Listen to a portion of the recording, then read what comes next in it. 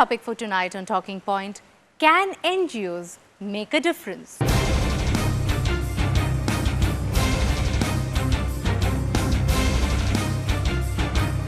The NGO sector in both developed and developing countries has experienced exponential growth since the mid-1970s.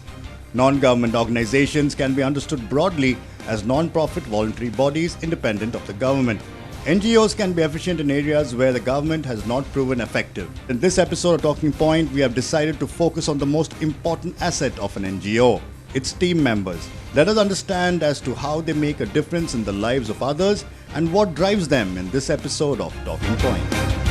Is Sunil J. Matthew. He is the secretary for the Society for Rehabilitation of Visually Challenged, and he has two other activities alongside. One happens to be his profession. So we're going to talk to him about how he manages his business. He is an entrepreneur, and his NGO activities and his service that he gives to the visually challenged, and the support, in fact, more than service, the support that he gives to them. He's here. He is a software professional, and he is a social entrepreneur. That's the terminology he, in fact, put in my head. He social entrepreneur. What is a social entrepreneur?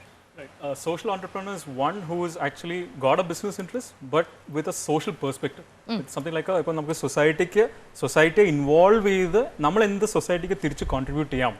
That's a social entrepreneur. Okay. So you are an entrepreneur and you're contributing to the society.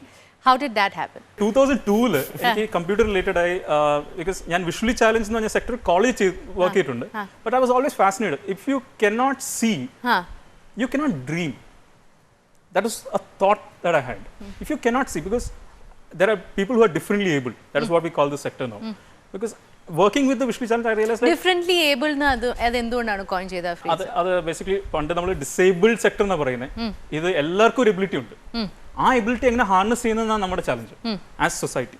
As society, how do you enable these people? Yes. That is why the UN themselves coined it as differently able. Okay. In a terminology by the visually challenged ആയിട്ടുള്ള ഒരു blind ആയിട്ടുള്ള ഒരു വ്യക്തിക്ക് വേറെ കഴിവുകളുണ്ട്. എന്തൊക്കെ കഴിവുകളാണ് അത് തിരിച്ചറിയണം. തിരിച്ചറിഞ്ഞിട്ട് സൊസൈറ്റി അല്ലെങ്കിൽ ഞങ്ങളായ എനേബിളേഴ്സ് നമ്മൾ ഇത് എങ്ങനെ മുന്നോട്ട് കൊണ്ടുവരുന്നു. എന്നിട്ട് 2002 ആയപ്പോൾ നമുക്ക് ഒരു I got a small opportunity to interact with IIT Chennai, which was involved in a project with making a software for the visually challenged.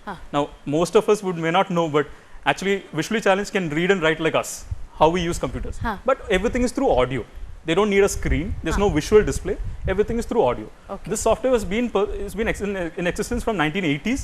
1980s, 80s, that long? Yes, but this is in US and the West. 2002 IIT Chennai is making a vernacular software, which not only speaks in English, but colloquial local language, vernacular language. So this can be Malayalam. So easy jobs like desktop work, back office work, data entry in local languages can be done. 2002, any idea on I and a colleague Mr. MC Roy, who's the project partner now. Roy and meet it software idea under Roy and then Chernonunda. But then we put this whole organization. You had an idea and he had the moolah. Okay. Not the moolah technically, but he had the enterprise. Because I was trying to meet a lot of like-minded people. And because of the natural dearth of finding the like-minded people, I found this person who was interested in this. Then we took this forward by creating a small resource center, a part of his house. So we used to have these visually challenged students come in to take training. And then that is also while working with them.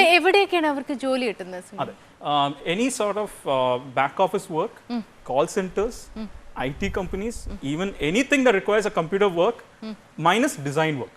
Designing is one area because it's very intricate and it involves colors. So they can be a software programmer? Yes. They can be anything?